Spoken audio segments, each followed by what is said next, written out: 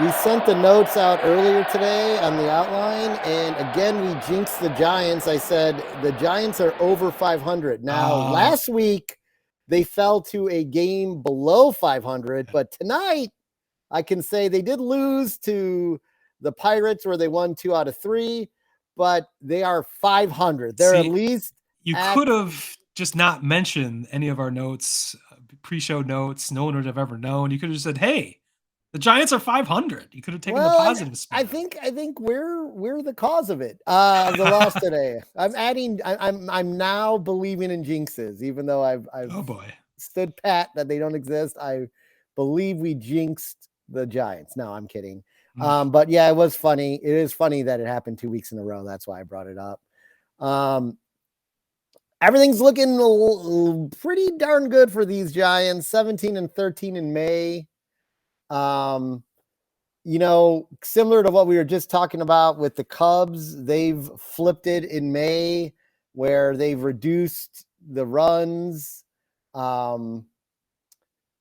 by 38 that they've allowed in the month of May. They've upped their production offensively.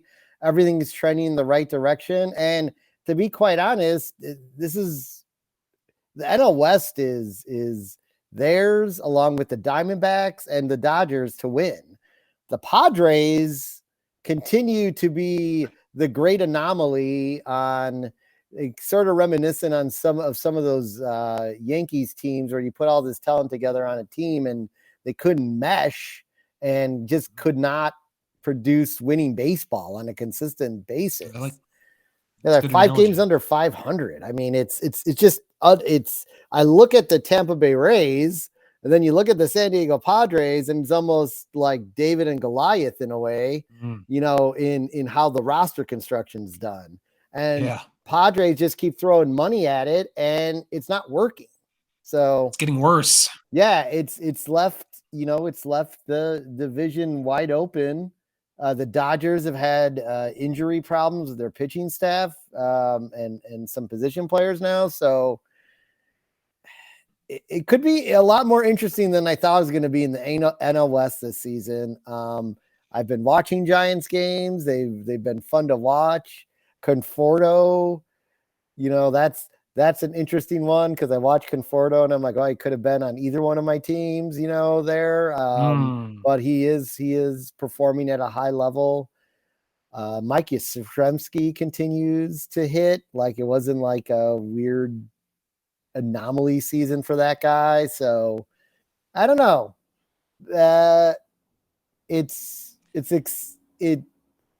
fun to be excited about a team that does not have a losing record.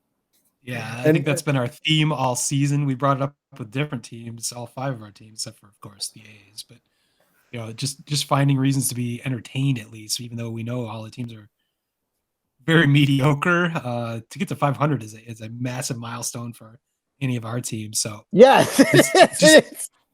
but just to have entertaining games is the low bar you and I are setting. Yes, just we something to keep our attention throughout the summer. They'll get a measurement though. They get to play the Orioles. They host the Orioles this weekend, so we'll see. That'll be a good measuring stick. The Orioles are an offensive juggernaut, and they have solid pitching.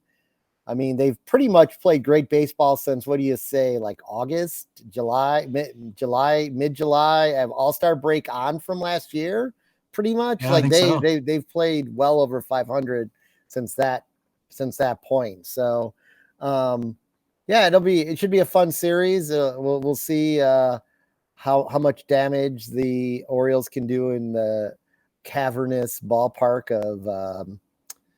of San Francisco, except for one area, and that is McCovey Cove and the splash zone, which history was made this past week. I don't know if you heard this. Oh, yes. I did not. It's the dramatic conclusion of our who will hit number 100? No, not that. Damn it. It is the double splash, which has only been accomplished by one player in Major League Baseball history. That's Barry Bonds. He has hit 2 balls in one game into McCovey Cove. He's the only player to ever do it. He did it twice, once in 2000, once in 2002.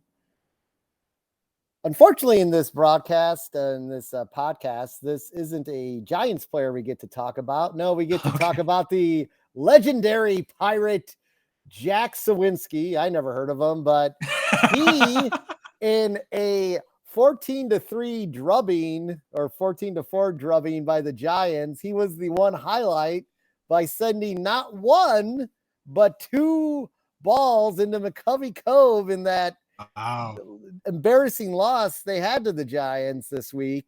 But it's interesting that he's a Pirate since, we got 6 degrees of separation. Barry Bonds started out his career with the Pirates. So, I thought you were going to say he hit it into the water in the high seas.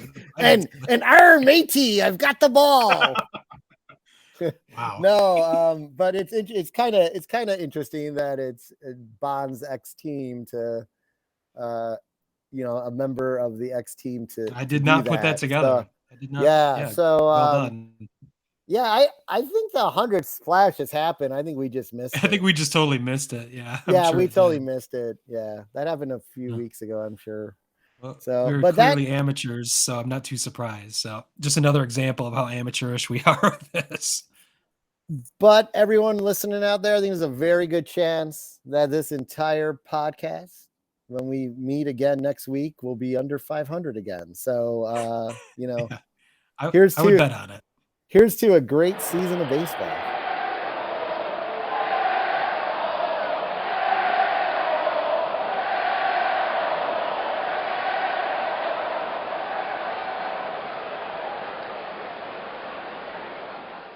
Wordhole Media.